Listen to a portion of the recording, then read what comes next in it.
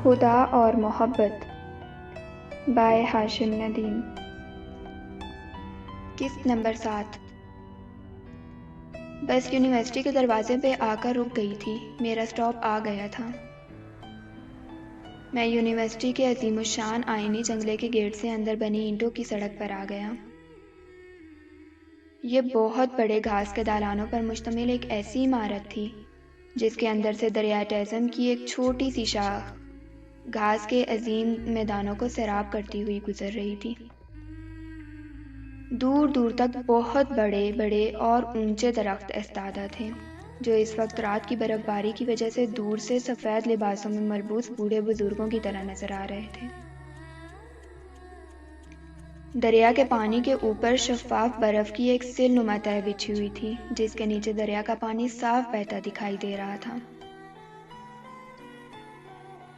University کی مرکزی عمارت سفید سنگ مرمر سے بنی ہوئی تھی اور برف کے اس ماحول میں اس کے اونچے لمبے ستون اور باقی عمارت بھی برف ہی سے بنی دکھائی دے رہی تھی۔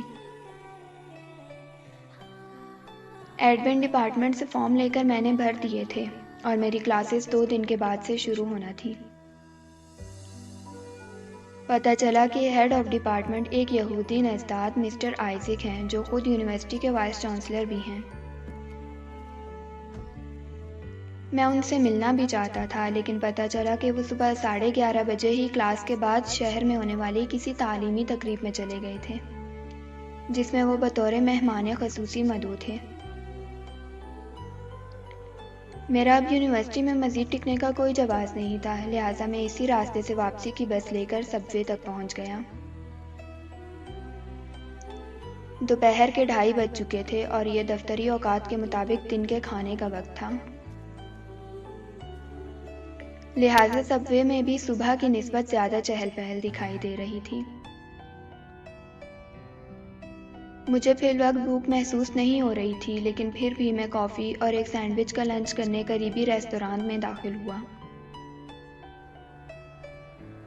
قدرت نے ہم انسانوں کو ان کی کم مائگی اور بے بسی کا احساس دلانے کے لیے دنیا میں جن اور بہت سی چیزوں کا اہتمام کر رکھا ہے، وہیں بھوک بھی ان مجبوریوں میں سے ایک ہے۔ بڑے سے بڑا قد آور اور شہ زور بھی اس مجبوری کے آگے بے بس ہے، اور عزیز سے عزیز ترین رشتہ بھی بھوک کے اس احساس کو مٹا نہیں سکتا۔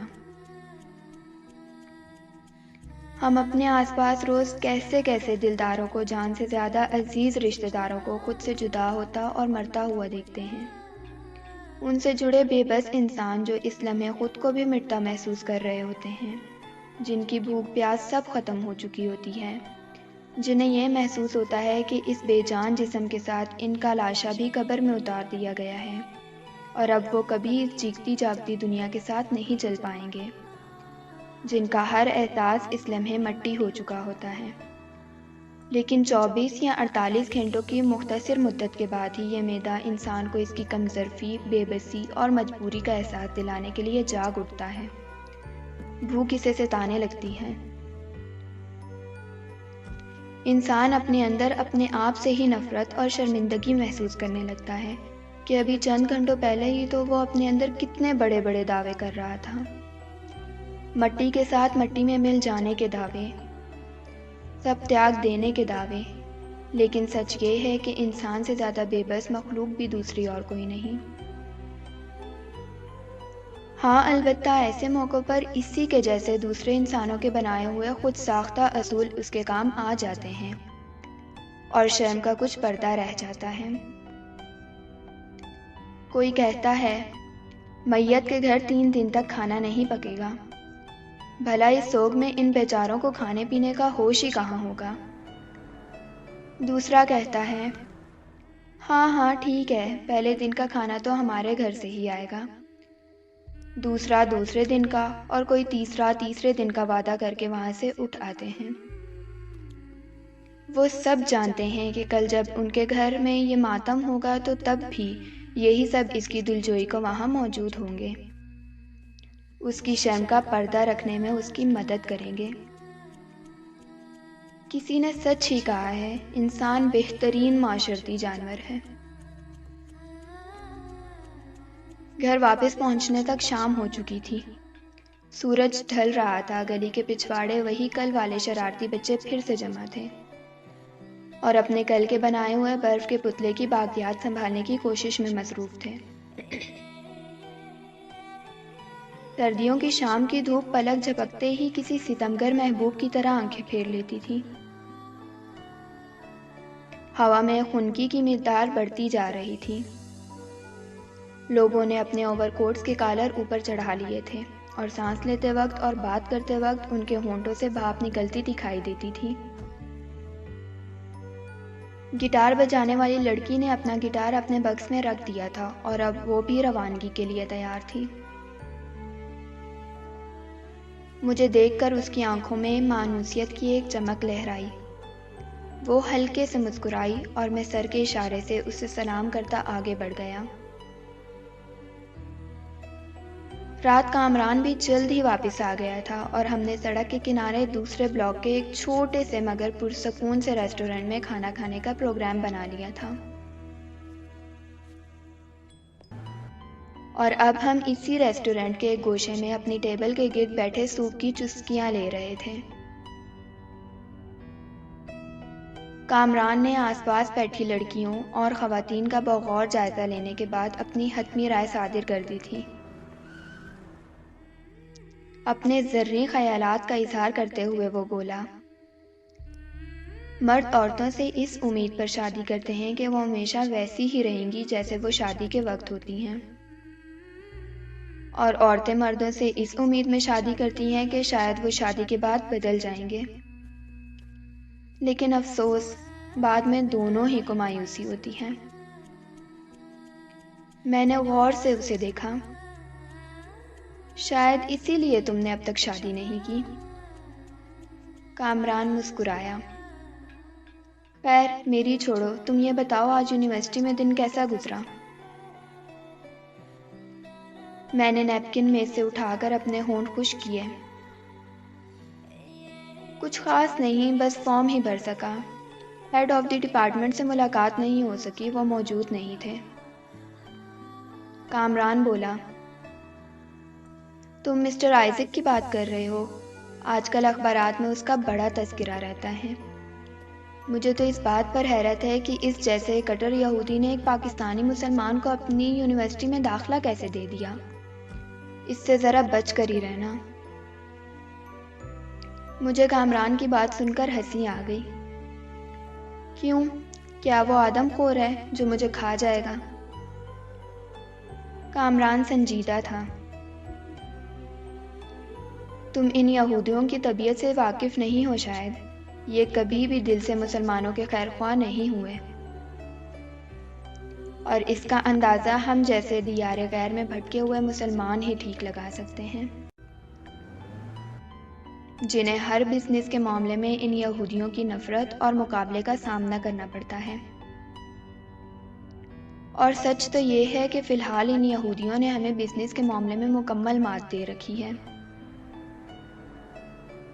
میں نے سوال کیا، لیکن تم لوگوں نے اور یہاں کی دوسری بزنس کمیونٹی نے کبھی ان وجوہات پر غور کیا ہے جو ان یہودیوں کی تجارتی کامیابی کا راز ہے؟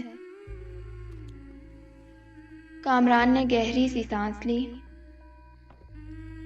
بات بالکل صاف ہے، یہودی کبھی تلخ کلامی سے کام نہیں لیتا، اور بزنس کا پہلا اصول ہی خوش اخلاقی ہے۔ سخت سے سخت حالات میں بھی اس کے ہونٹوں سے چپکی مخصوص مسکراہٹ کبھی اس کا ساتھ نہیں چھوڑتی۔ دوسری اہم وجہ یہ ہے ایک یہودی کا دوسرے یہودی تاجر کا خیال رکھنا۔ دو یہودی تاجر آپس میں بدترین اور دانی دشمن بھی کیوں نہ ہوں، لیکن اگر ان کا کلائنٹ کوئی ایسی چیز طلب کرتا ہے جو پہلے یہودی کی دکان پر میسر نہ ہو، تب بھی وہ خود پیدل چل کر اس خریدار کو اس جانی دشمن یہودی کے پاس لے جاتا ہے جہاں اسے وہ ضرورت کی چیز مل سکتی ہو۔ یہودی کبھی کسی غیر یہودی کو متعارف نہیں کرواتا۔ یہی اس یہودی تجارت کے پنپنے کا راز بھی ہے۔ میں کامران کے خیالات سے کسی حد تک متفق بھی تھا۔ لیکن میرے خیال میں اس نے یہودی تاجروں کی سب سے بڑی معصومیت کا تذکرہ اب تک نہیں کیا تھا۔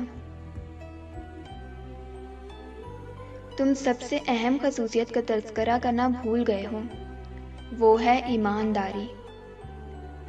یہ ٹھیک ہے کہ ہمارے تاجر اتنے خوش اخلاق اور ٹھنڈے مزاج کے نہیں ہوتے۔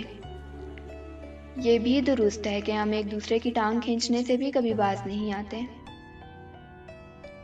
ہمارا اصول ہے کہ اپنا فائدہ ہو نہ ہو لیکن دوسرے کا نقصان ضرور ہونا چاہیے۔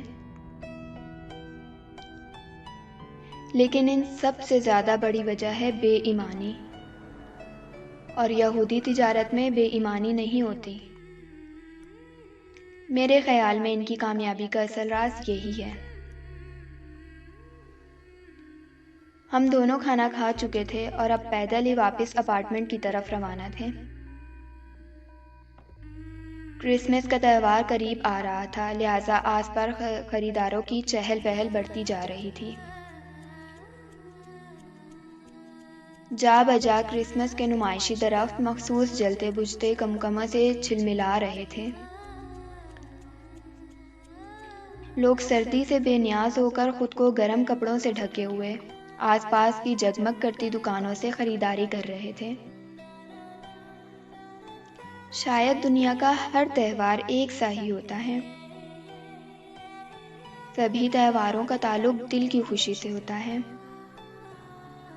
اور سبھی تہواروں کے اصل شوقین بچے ہوتے ہیں۔